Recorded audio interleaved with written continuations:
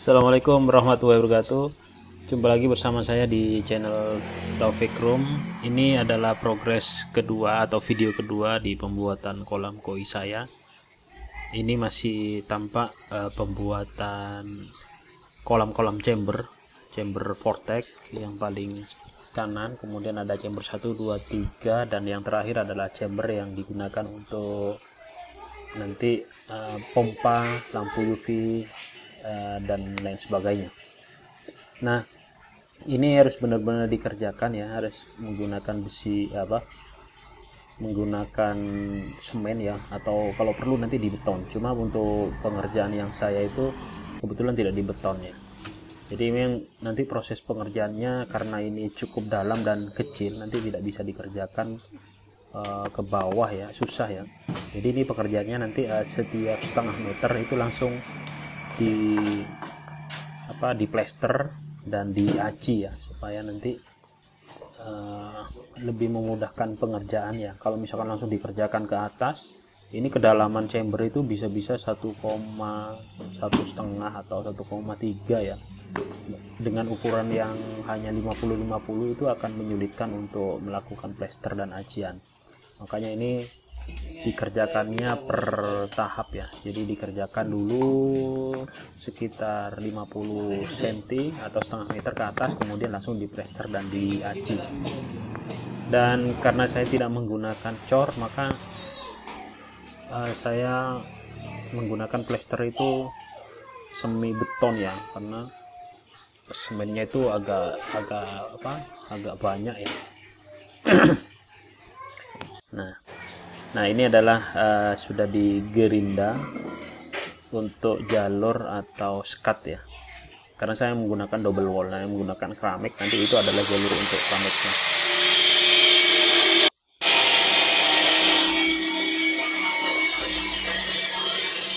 Nah, sementara sambil ini sudah proses sudah hampir jadi untuk temboknya, tingginya juga sudah cukup segini.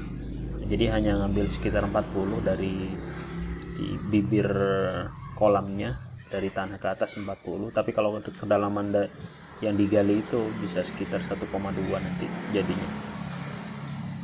Nah, ini sudah di plester, tinggal nanti diaci ya.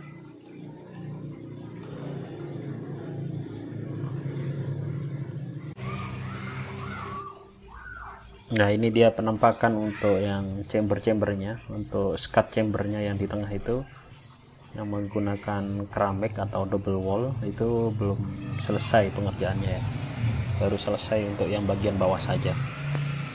Ini membutuhkan waktu yang agak lama ya untuk pengerjaan chamber ini ya, karena memang ukurannya itu sangat kecil ya. Nah itu dia kelihatan untuk yang pipa putih itu yang digunakan untuk jalur skimmernya ya. Ini cukup dalam, 1,4 ya kalau nggak. Nah ini dia dari chamber vortex atau chamber yang pertama itu nanti melalui jalur yang atas. Sini ada 4 lubang dan nanti akan jatuh ke sini. Nah ini chamber nomor 1 dan 2. Jadi saya sebutnya ini chamber nomor 1 dan 2 karena yang pertama tadi itu chamber vortexnya ya. Ini chamber yang menggunakan media nanti 1, 2, dan 3 ini ya. Nah ini skat double wallnya sudah jadi separuh. Oke, ini untuk menuju chamber yang terakhir ya, yang keempat, yang di sini juga tidak ada medianya, ini hanya pompa air saja. Ini ada pipa. Di dasar sana, di bawah itu nanti akan ada 4 pipa backwash ya, jalur pembuangan dari antar chamber, termasuk chamber vortexnya juga. Nah di sini ada 2 pipa, yang atas itu digunakan untuk kelistrikan sama jalur-jalur waterfall ya, air yang ke waterfall. Oke, ini dia penampakan sudah mulai diaci. Dinding-dindingnya sudah kelihatan. Ini kondisi mungkin masih sekitar 80 lah atau 75% gitu ya.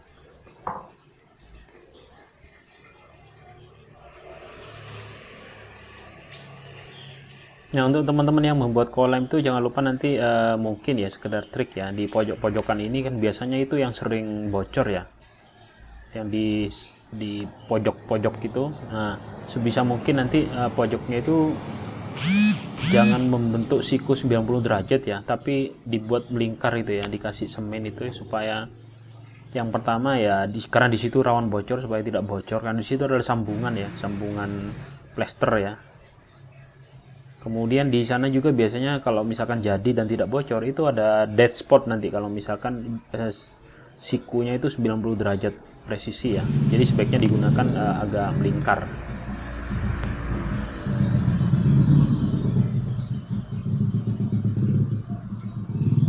Oke, ini istirahat untuk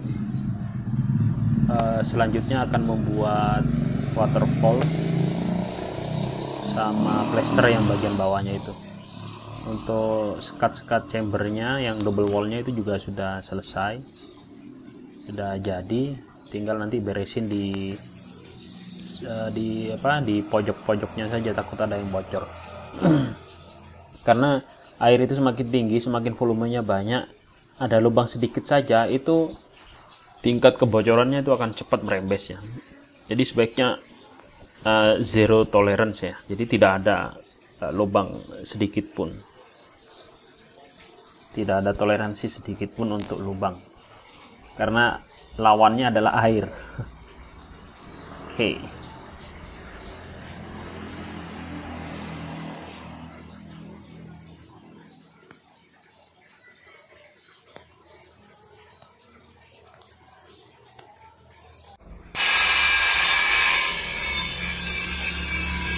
Ini dia, kita sudah hari berikutnya untuk membuat waterfall ya. Jadi di atas sana di ujung itu ada waterfall yang menggunakan bata putih.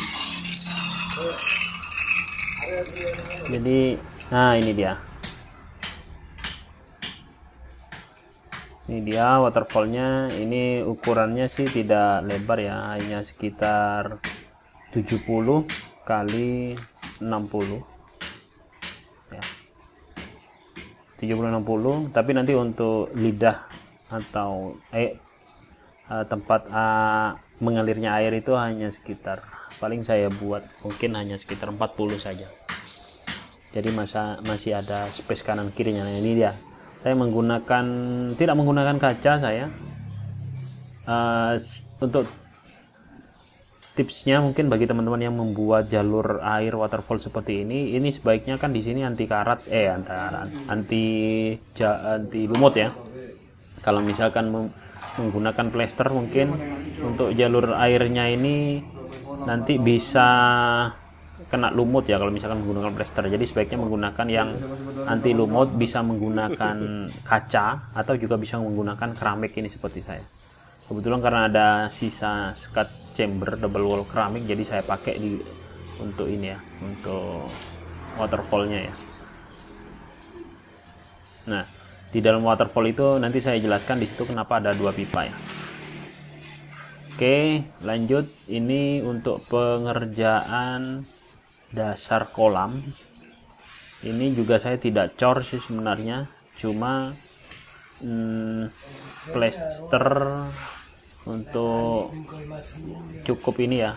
Plesternya itu agak tebal semennya ya, bisa perbandingannya bisa 1-2 saja dengan abunya ya. Jadi ini cukup kuat sih sebenarnya. Oke, ini saya skip untuk pembuatan videonya, ini sudah selesai. Dan ini adalah hasil akhir dari waterfallnya. Di situ ada 2 pipa, yang satu ke jalur bawah, yang ujung sana itu untuk yang dari pompa ya.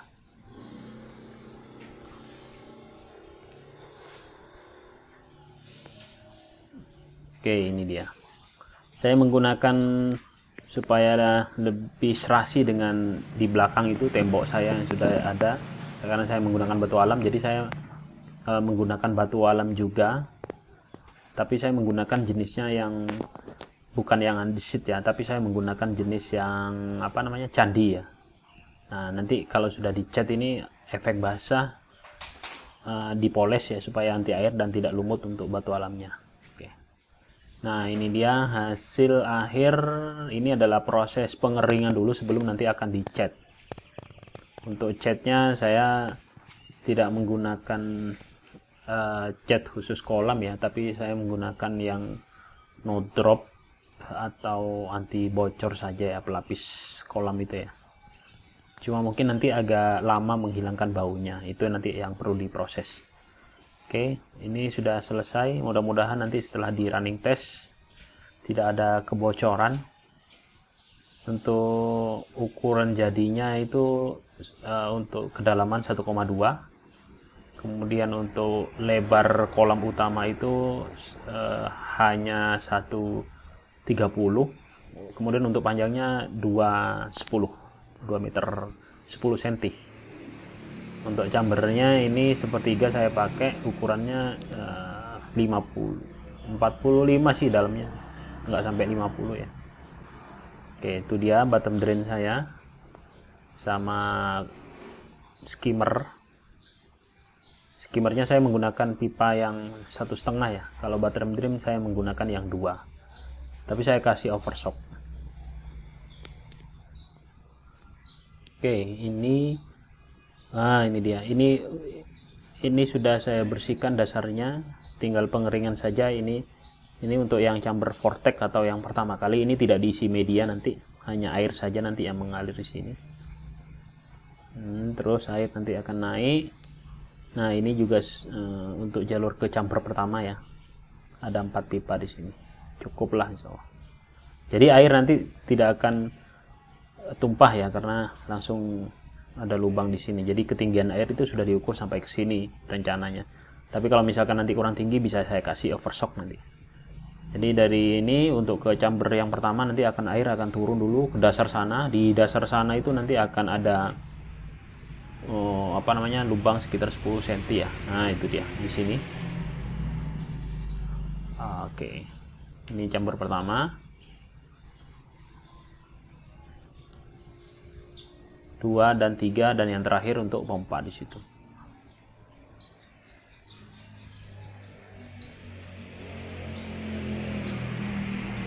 Nah, ini ada space kosong ya, di sebelahnya waterfall itu. Nah, ini yang terakhir, ini yang terakhir ya. Jadi ini yang chamber terakhir ya, menuju ada 4 lubang menuju ke chamber untuk pompa ya, yang terakhir di sini. Nah, ini dia. Nah, itu dia. Sampai ke sini di bawah itu ada 4 pipa untuk backwash atau pembuangan. Untuk cara kerjanya nanti akan saya buatkan tersendiri videonya ya.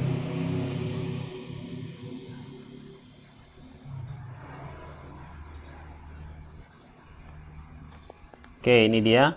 Nah, ini yang lubang yang atas itu saya gunakan untuk jalur ke listrikan ya, atau electric chamber ya. Jadi nanti listrik semuanya akan rapi. Kalau yang ini digunakan untuk waterfall, yang ini yang untuk kelistrikan ya. Listrik itu semuanya akan tertutup. Yang ini digunakan untuk backwash. Nah, ini dia untuk listrik saya taruh di sini nanti. Nah, semuanya di sini, dan ini akan juga ditutup nanti, jadi nggak kelihatan.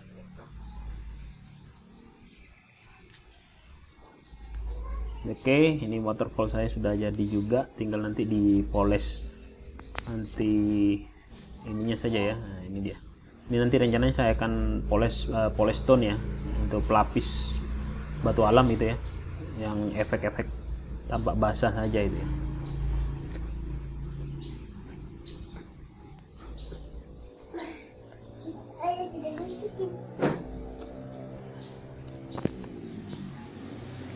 Oke, mungkin itu saja yang bisa saya share untuk pembuatan atau video yang kedua ini.